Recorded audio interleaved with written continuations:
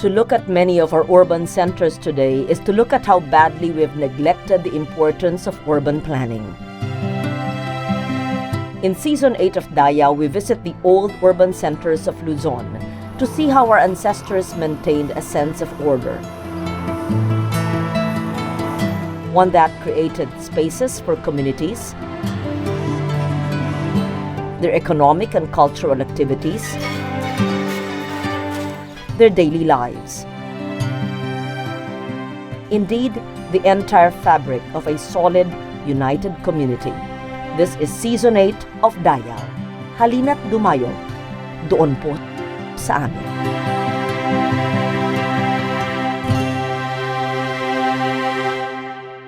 In Season 8 of Dayaw, we take a short breather from our documentation of the indigenous peoples of the Philippines.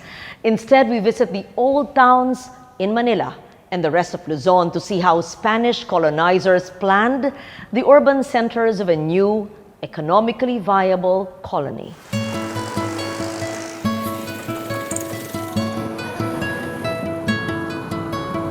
Urban planning is neither a modern issue nor science. Our oldest cities were built following a specific plan, one that was enforced in all the colonies of Spain from the Pacific to the Americas.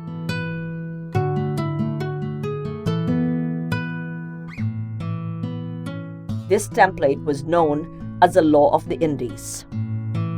The Law of the Indies was a framework for relations with the locals as well as a basis for the physical development of towns and cities, which is based on a grid focused on a central open space, which is the plaza. The adjustments to these laws happened over several centuries from the 16th to the 17th century. The adjustments made were specific only to the topography of the sites. A lot of the towns and cities in the Americas were in the tropical region, so it's very similar to the Philippines, although we had more islands. So the pattern used in American towns in Mexico, in Peru, in Venezuela are very similar to the patterns used in the Philippines. All of the major towns and cities in the Philippines use the pattern of the grid or the quadricula and the open spaces, which are the plazas. So any town that has a plaza and the grid of streets in a checkerboard pattern is from the Spanish colonial era. And a lot of our towns and cities still have the central plaza and the open space plus the grid system of streets. The prime examples are, of course, Intramuros in Manila and Vigan in the north. As an instrument of colonization and as a way of visually aligning new colonies into a homogenous Hispanic identity, the Law of the Indies says much about the strategies of Spain in imposing its ordered view of the world upon its colonies.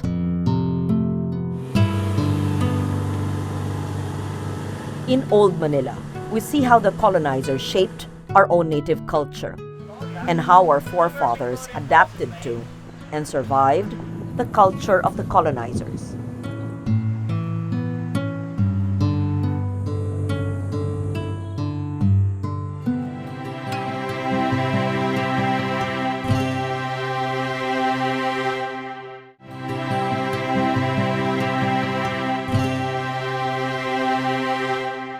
For many of us, Intramuros evokes feelings of warm nostalgia. We see it as a symbol of an elegant Hispanic past. But Intramuros was, first and foremost, a manifestation of a colonial power. Economics, imperial policies, religion, and even segregation and ghettoism were reflected in the layout of this urban center that was a foremost bastion of Spanish colonial power in the Far East. Paulo Alcazaren ticks off the most vital areas in what the Spanish monarchs called the noble and ever loyal city.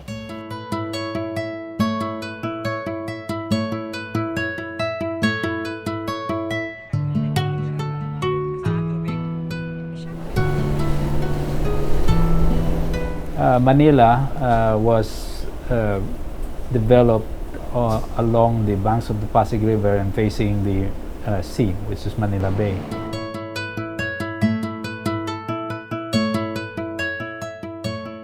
The original palisades of the Datus were taken over by the Spanish, and a grid of streets were laid out. So Intramuros is five-sided area of about approximately 60 hectares.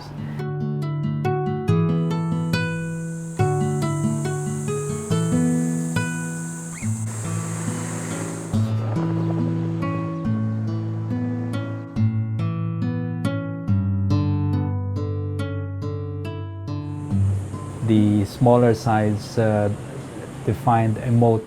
So essentially, Intramuros was an island connected to the rest of the surrounding area by bridges across the moats.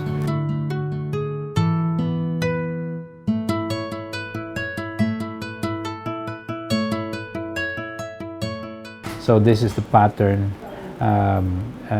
for Manila, within which a grid of streets, blocks and streets defined the city inside, with two plazas or three plazas: the Plaza Mayor, which is the civic plaza,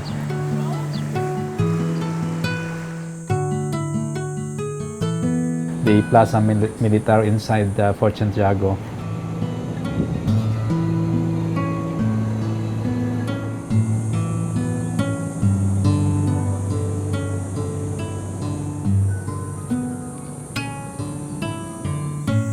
and a minor plaza towards the what is now the Parian.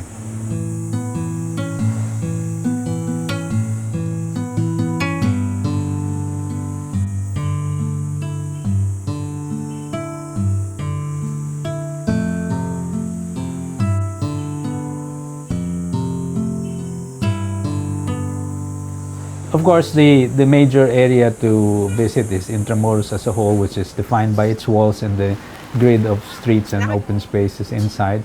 So the wall itself, you can walk around that.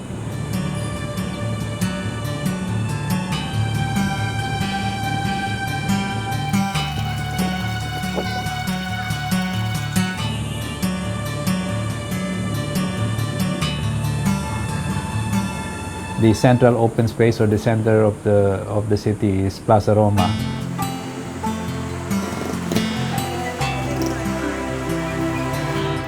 Which is defined by the Ayuntamiento.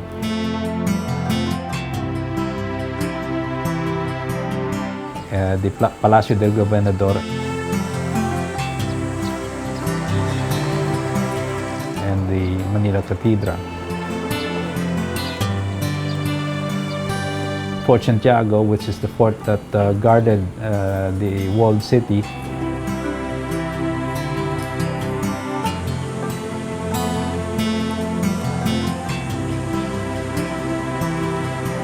Any of the minor plazas in and around Intramuros itself.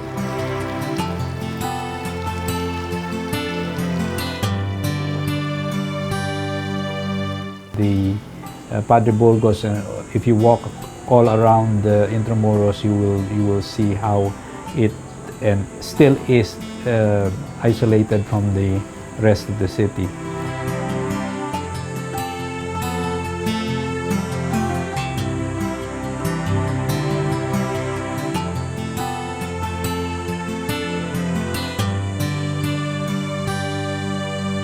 Any of the bridges across, well, specifically the Jones Bridge, which replaced the Spanish-era Puente España as a connection from Intramuros to Binondo, which was where the customs house and most of the business was carried out along the two muelles of our banks of the Pasig River.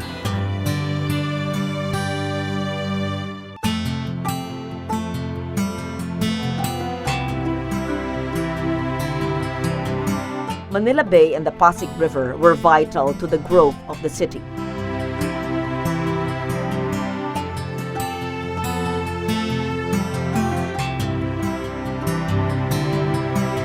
Strangely, as you will hear, the port area was an innovation of the American colonizers and not the Spanish.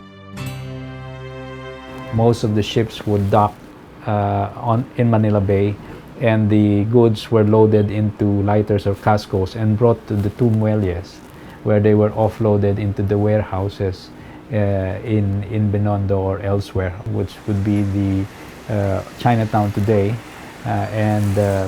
Again, the places of interest would be the plazas, Plaza Santa Cruz, Plaza Binondo, or which is now Lorenzo Ruiz, originally Calderon de la Barca. Plaza Goiti was originally the center of Manila until the early 1960s, because Plaza Goiti was the point at which you referred yourself when you went to the center of business and commerce in Manila.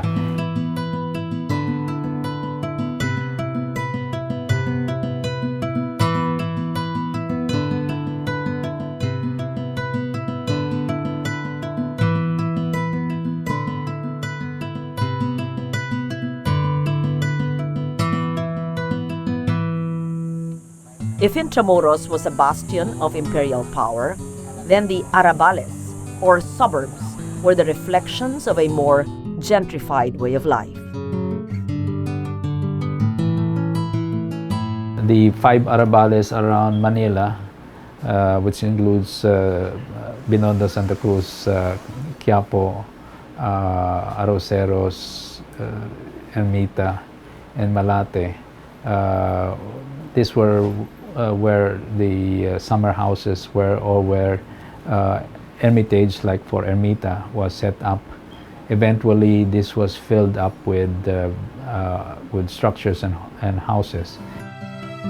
After the Spanish, it was the American colonizers who further shaped the city beyond the boundaries of the stone walls of Intramuros.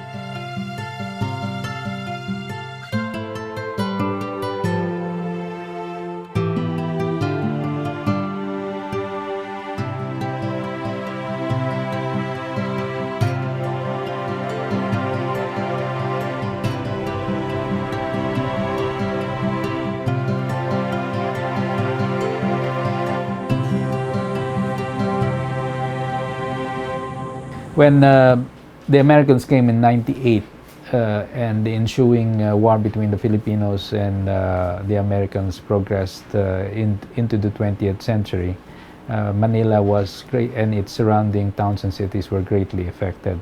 So the American authorities thought it best to replan the whole city, and they brought in Daniel Burnham in late 1904. He created a master plan for Manila in 1905, which had a connection to the port city of Sangli, because Sangli was where the American Navy was based.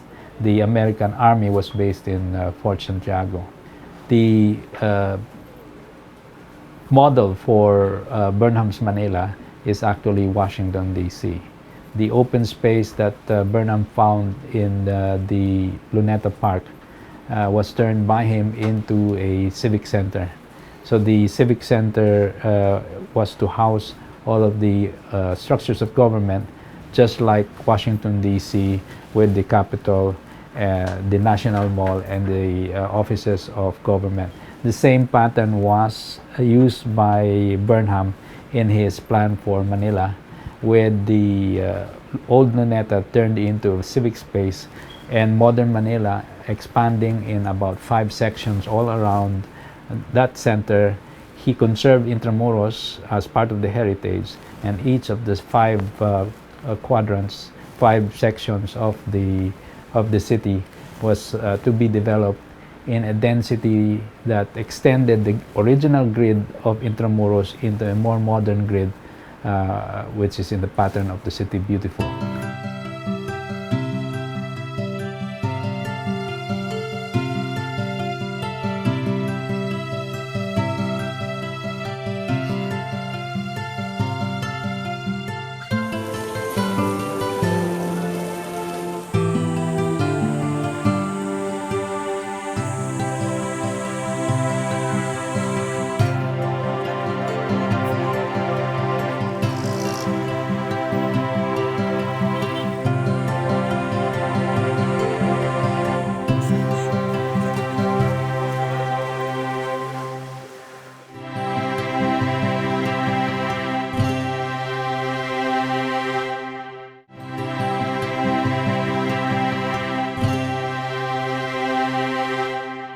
We now see Manila as a city that grew under specific visions of the Spanish and American colonizers.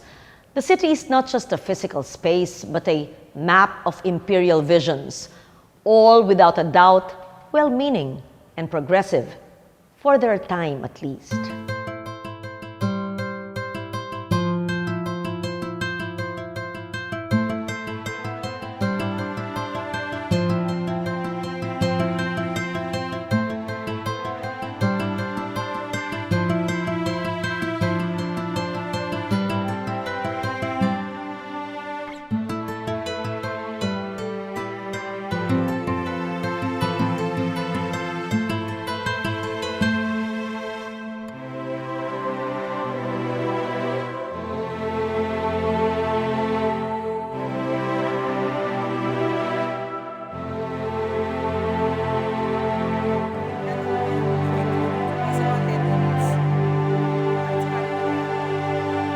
Now, Burnham had projected the city would grow to 800,000 people, and that was the carrying capacity already set over 100 years ago. The streets and the street system that you see today are remnants of what originally was intended.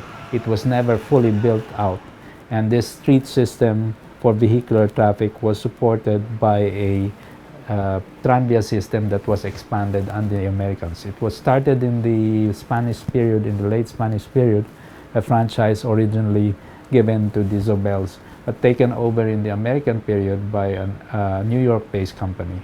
And the Manila Electric Rail and Light Company took over the tranvia system, which expanded all the way north to Navotas, all the way east to Pasig, all the way south to Caloocan, in a rail-based tram system that at its peak carried 7 million passengers a year. So Manila was a very walkable and accessible city because of this network, and the expansion of the city was based on this wonderful street and tram system. Unfortunately, not all of the street system was built. They were not able to consolidate enough land and divide it rationally. The tram system eventually gave way to jeepneys and informal systems of transport. And so what happened after about 4 decades was the Philippine government, already under the Commonwealth, decided to move the city in anticipation of the Declaration of Independence to Quezon City. So the Burnham Plan was never fully fleshed out. A lot of the network of streets were never fully built. The tram system on which it relied disappeared after the war, and it's only in the 1970s that the light rail system was reintroduced. And this system comes after the fact that Manila had already grown out into Greater Manila and now Metro Manila. And so what is happening is that these master plans, which were never fully built out, can never be brought back.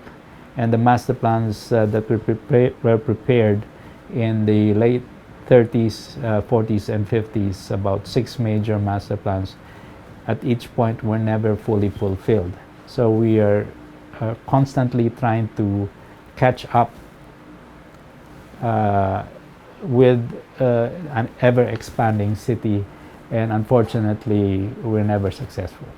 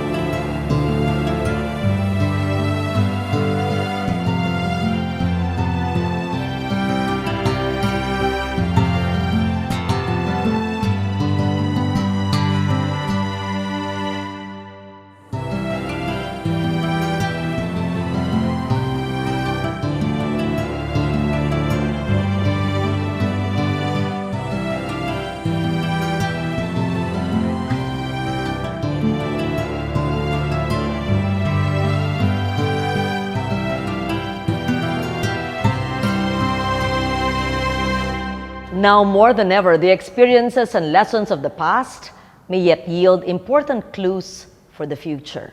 Surely our city planners must take all these into consideration as they formulate new ways of furthering Dayaw, our knowledge, our pride.